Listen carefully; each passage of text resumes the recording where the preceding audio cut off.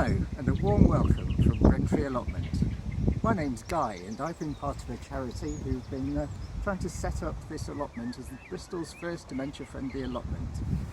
We took on the plot back in spring of this year and it was a bit of an overgrown, neglected jungle. But over summer, me and a group of other people have been coming up and slowly we've been turning it into an oasis of tranquility and beauty, and most importantly a productive garden full of vegetables and fruit and flowers that we can harvest and take home. This plot is in Brentry, which is in North Bristol. There are 58 plots here at all, and it's a lovely allotment. It's quite open and there's lots going on here. We've been lucky enough to meet most of the people who have plots here, which is the advantage of having a plot right by the entrance. And everyone is really excited about the plans that we've got for the plot, and I have to say, quite impressed with what a difference we've made to it over the last few months. Hopefully we'll be able to introduce some of them to you over the course of the next few episodes. We were thinking today it might be nice for us to introduce you to some of the various beds that we've been working on over summer. This, as you can probably tell, is our Brassica or Cabbage bed. It was the first bed that we actually did any work on this year, and these were tiny little seedlings about that big when we saved them up. We've got sprouts here and Cabbage Nero and some perennial kale and a fennel, which obviously doesn't quite fit in this plot, but it's quite nice anyway. And originally we had a load of onions down there which we grew, harvested, dried out and then platted into a lovely string of onions. On that first day when we came and did that plot over there, we also dug out this little plot here and put a load of bulbs in. Most of them have gone over now, but we had these lovely Gladioli in there, and we've still got these gorgeous anemones. I nearly forgot the name of them then, but I know it was in there somewhere. Got these gorgeous anemones, and later on we added these verbena, which have just been absolute champions. They've flowered non-stop and they're beautiful, attract all the pollinators, the butterflies and the bees. This bed has had our runner beans and leeks in this year. We grow our runner beans up from these teepee type structures. They're like a bit more architectural. We like growing them this way rather than rows, and it makes them less likely to be blown over by the winds. We still have a few runner beans on here, you can see. They're growing quite big now. That's because we are leaving them on because we thought it would be nice to save the seeds from them for next year. So next to these you can see our lovely leeks. This whole bed was full of leeks at one point, but we've taken most of them away now and turned them into leek and potato soup. We're going to harvest this leek now though, I think, with this strategically placed fork. In we go. Got to be careful with leeks when you lift them because they can snap off. So you've got to be very careful, ease them out, and then get some of that soil off them, bashing them on that fork, or just pulling them off with your hands. Look at that. That's what you want for your tea, innit? It's not all about growing vegetables though, we also love to grow flowers. This is our cutting patch here, as you can see. It's absolutely rammed full of cosmos and some gorgeous sunflowers over there and some rudbeckia and this lovely fennel that's all frondy and gorgeous.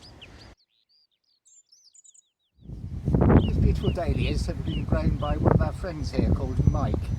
He is also known as the Dahlia Man for reasons that are probably pretty obvious to you.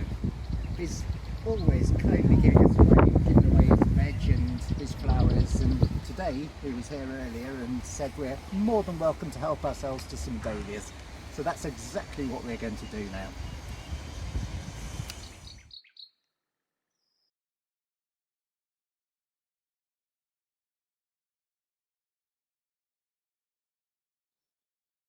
This area is our pond area. It's a wildlife pond. There was a tiny little pond here when we got here. We expanded it, made it a lot bigger, and had to do a lot of work on it to level it off around the sides, but now it's got some nice plants in it and some pondweed, and it's absolutely chock full of frogs. You can occasionally see them popping up to say hello.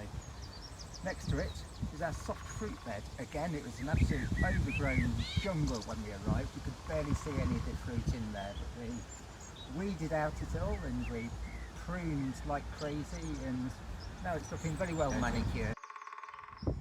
We've been harvesting crops non-stop from this whole plot over summer, which has been great. It's given everyone lots of food to eat in the evenings, and at this time of year we've still got lots of produce coming.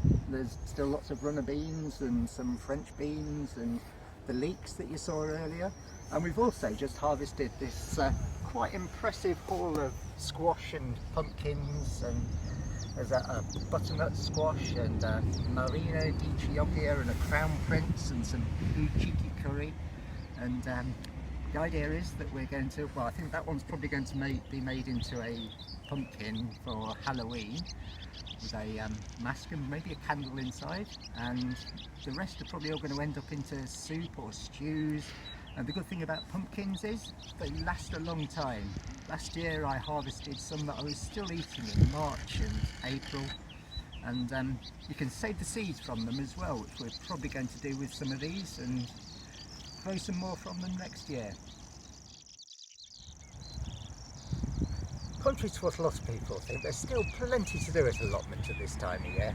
For instance, today we're going to use this bed that had the squashes in that we showed you earlier, and has been completely depleted of all its nutrients and goodness, and we're going to recharge the soil with lots of nice manure that we got from a riding school quite close, and then in a couple of weeks we're going to sow these broad bean seeds in there.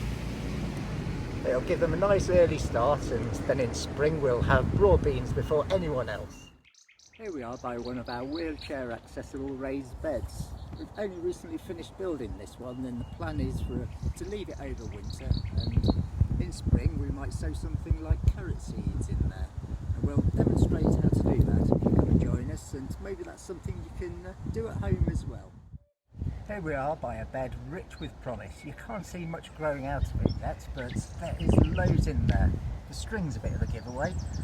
Along these lines of string we've planted lots and lots of onion sets, which are going to grow into full-sized onions.